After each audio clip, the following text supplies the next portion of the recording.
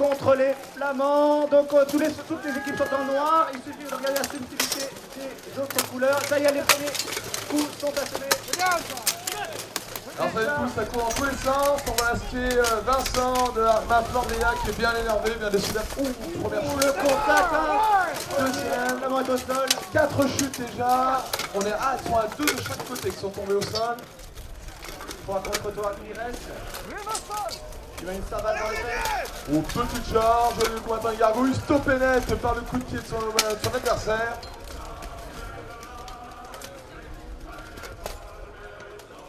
Ils sont motivés là, il y a un petit coup de fatigue là, qui s'installe, il va falloir se dégager, prendre l'initiative. On voit l'acier d'Armand Flandry qui essaie de se dégager de l'étreinte de la Gargouille. Il a du mal, il va devoir se dépêcher, se presser pour aider ses camarades. Parce que c'est les coups de hache dans les côtes ou les clavicules qui feront l'affaire. C'est pas la différence. Ouais, ils sont 3 contre 2. Je vois Nicolas Chiffol qui essaie de rejoindre son camarade pour l'aider. Et pas de l'empêcher de tomber, mais les Gargouilles essaient de le retenir et de l'empêcher justement d'aider. C'est très serré, c'est pas évident. Les coups de pied qui cherchent à balayer les jambes de leurs adversaires. En vain, un coup sur la cuisse pour tenter de le déstabiliser. Ça va faire perdre son appui. Ouh là, il est au sol. Troisième appui à cause du genou. Ils sont 2 contre 1. Va falloir pousser. On encourage bien fort les combattants qui restent, mesdames et messieurs. On les encourage, allez! Un retournement de situation est possible et attendu. On le veut. Allez, donne tout, mon gars. Te laisse pas faire. Au beau travail d'équipe de la part des Gargouilles de Paris. 2-0 en faveur de Paris.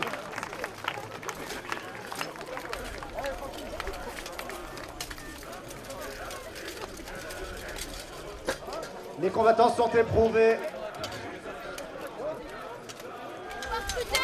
Allez, c'est parti pour la suite. On a envie de voir ça. Ça commence à chercher sur la gauche. Les combattants d'Armand Flandry ont bien décidé à tout donner. Ça va paraître sur la droite. Charge transversale du numéro 1 des Gargouilles de Paris. Oh, double chute. Ça se regarde, ça regarde où est-ce qu'elle peut créer le surnombre. Il va. L'acier cherche à attraper la tête de son adversaire. De l'autre côté, c'est tombé.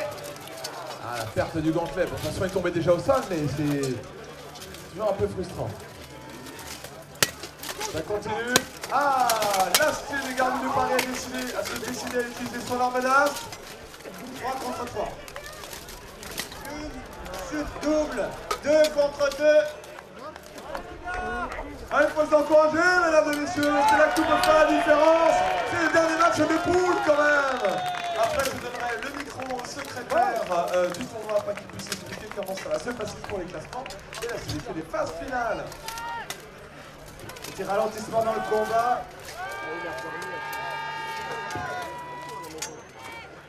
Essaye de s'équilibrer les uns les autres.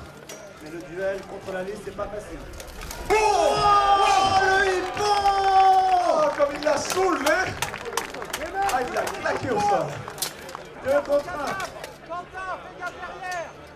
Franchement, même là, quand tu soulèves un coup pareil, tu fais waouh, c'était trop classe.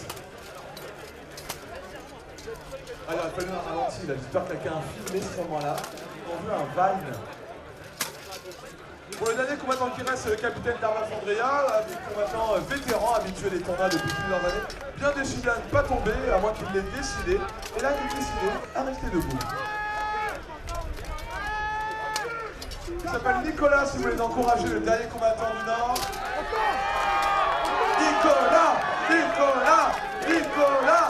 Nicolas! Allez, oh, le lance sur le sol. Victoire des Parisiens 2-0. Très beau travail de la part, très beau travail d'équipe de la part des gars qui ont réussi à se débarrasser de l'adversaire sans trop forcer.